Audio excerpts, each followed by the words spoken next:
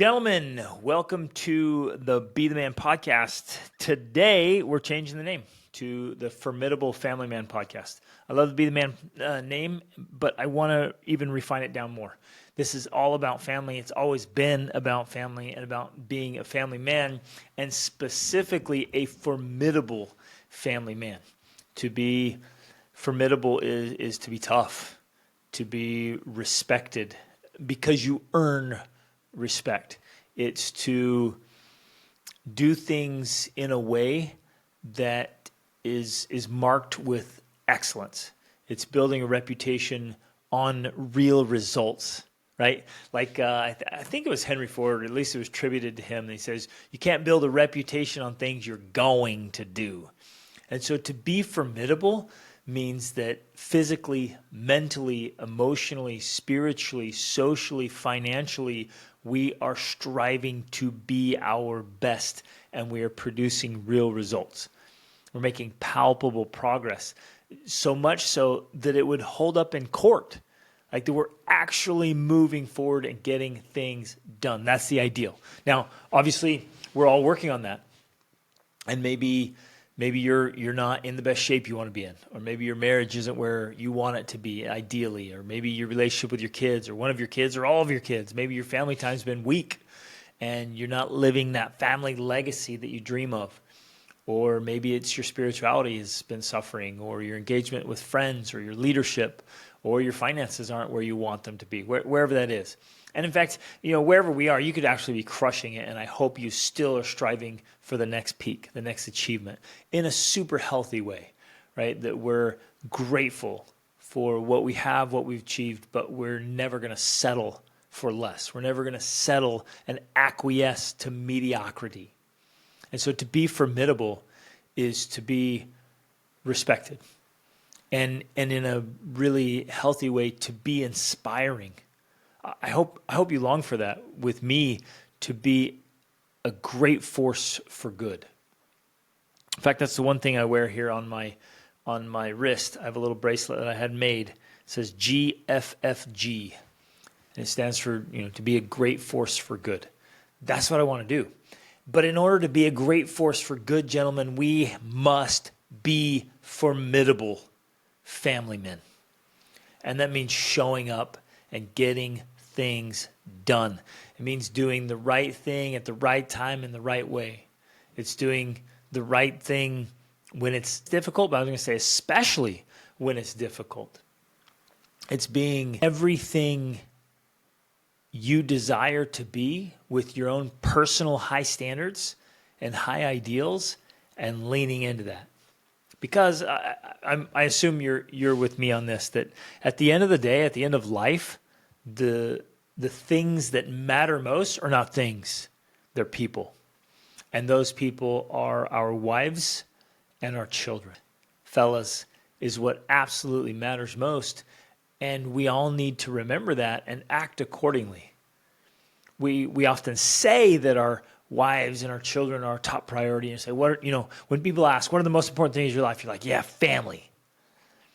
And yet we end up giving our time and our attention, our focus, our resources to work, to toys, even sometimes, fellas, to entertainment. We give more time and attention and resources to entertaining ourselves than we do to our families.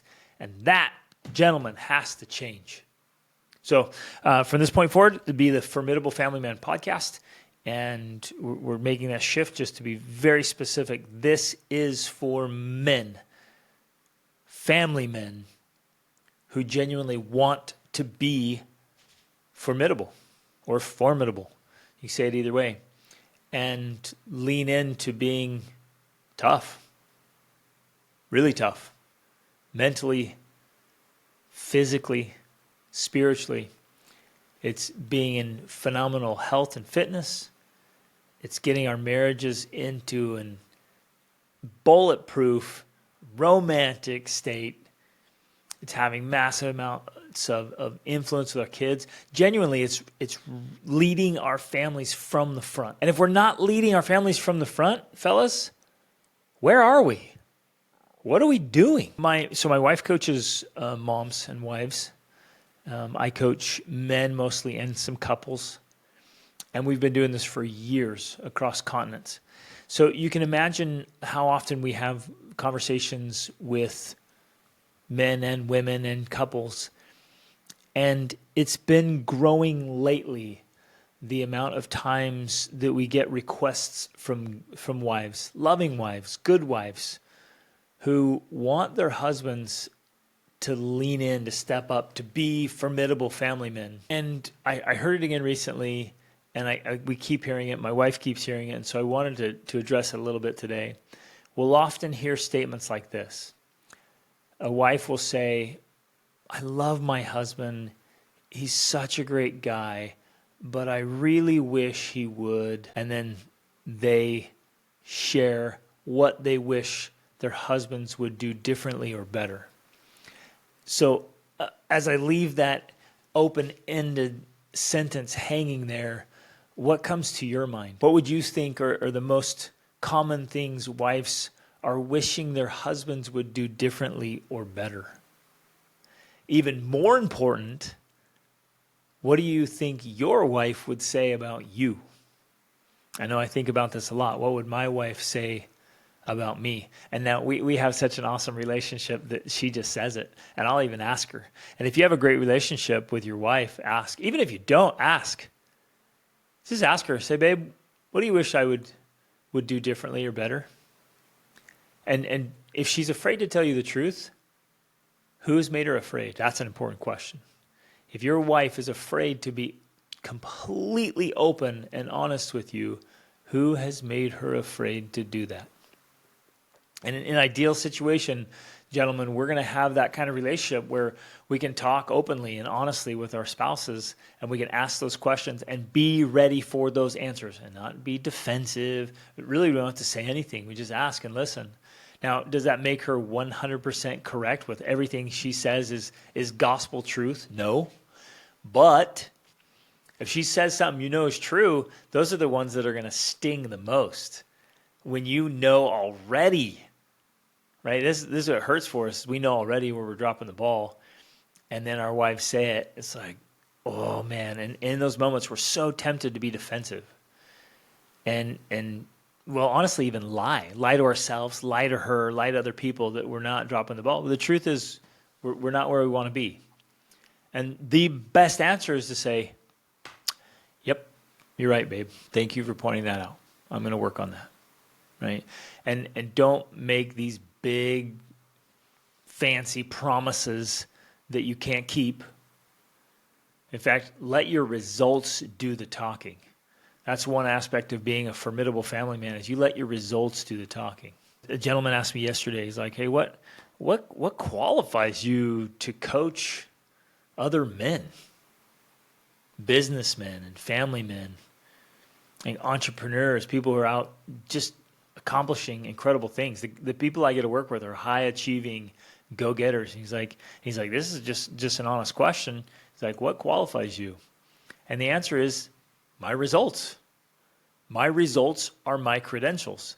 And it isn't like a fleeting result that I had once and lost. It was a one-hit wonder, or a result that comes and goes. It's inconsistent, or I've had it for a little time. It's like, these are results I've had for years. In many cases, over 2 decades. That's why. And then I've taken what I've learned and experienced myself, the results that I've created in our family, and I've packaged them in a way that I now can share them with other men who are also getting the results. So now that just exponentially magnifies the credibility. And ultimately, fellas, that's what it comes down to.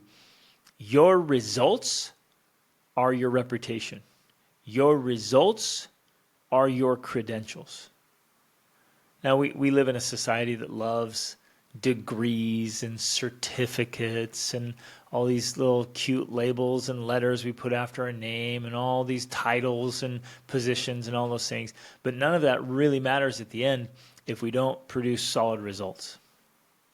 So back to the statement from our wives.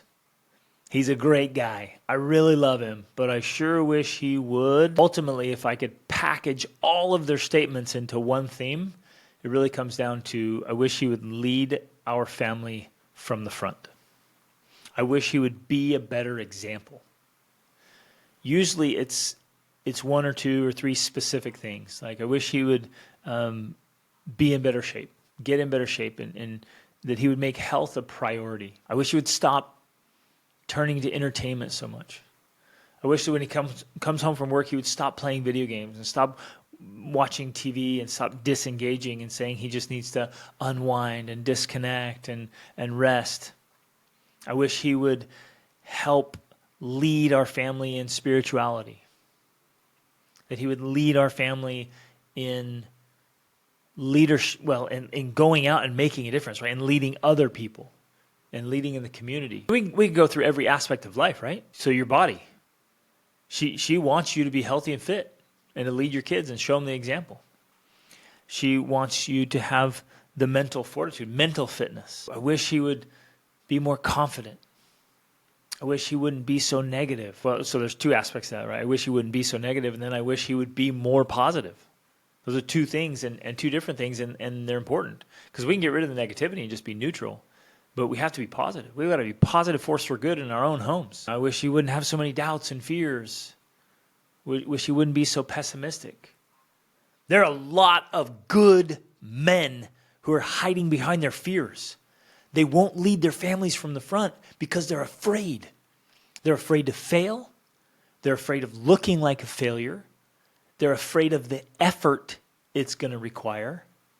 They're afraid of the pain that comes with transformation and pursuing massive goals. They're afraid of big dreams. And so they settle into a mediocre existence. They acquiesce to mediocrity. In my book, for me and my house, that is absolutely unacceptable. Sometimes I hear wives say, man, he's a great guy, I love him. I wish he were taking care of his spirit more, his soul. Wish he would lead our family that way. I wish he would date me more.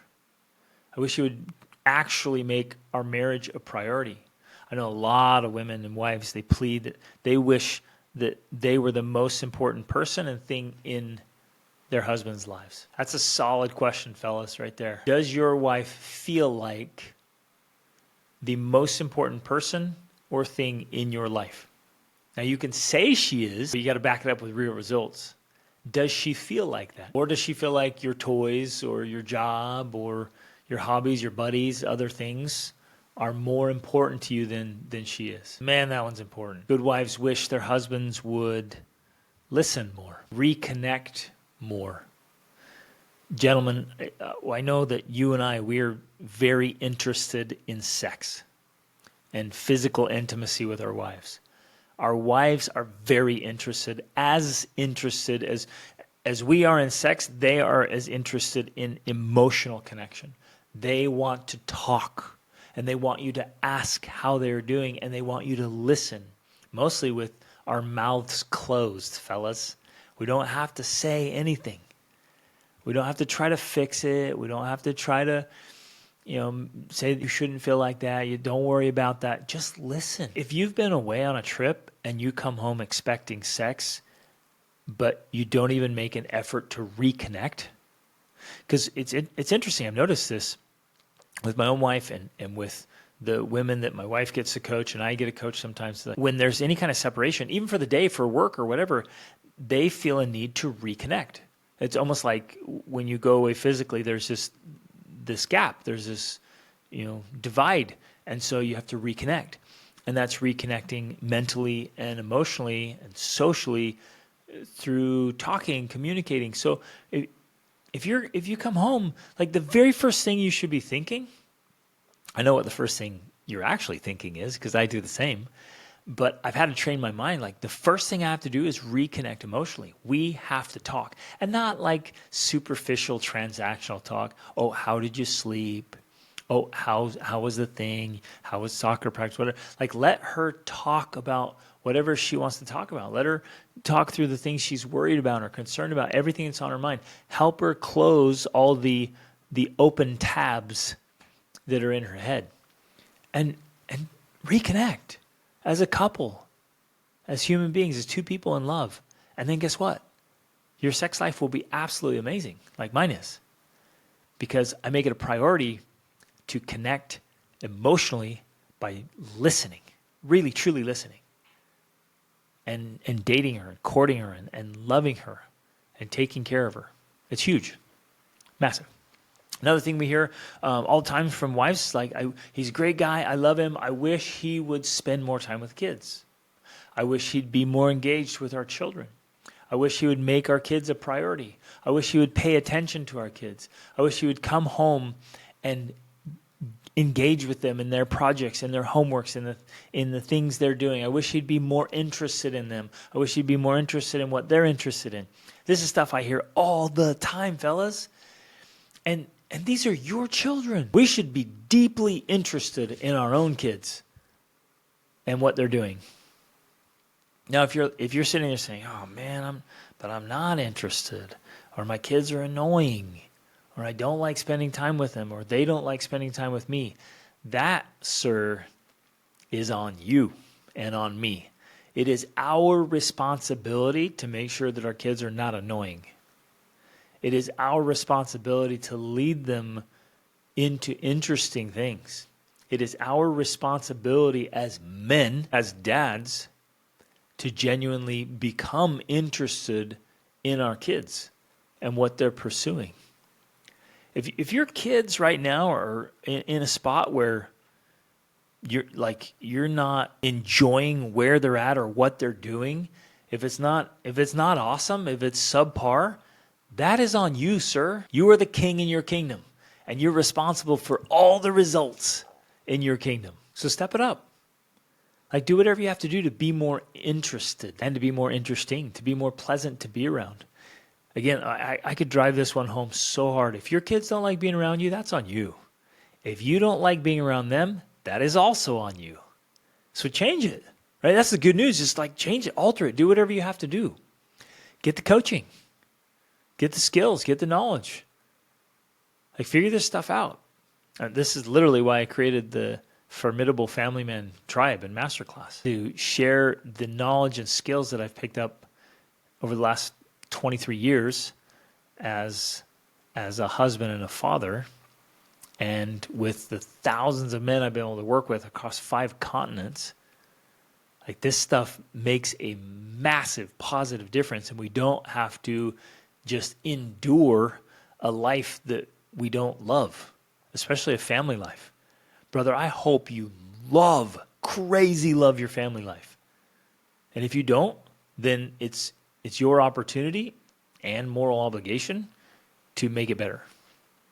Other things that the wives will say is they wish they were, that the husbands were deliberately leading the family legacy and the family culture, the family dynamics.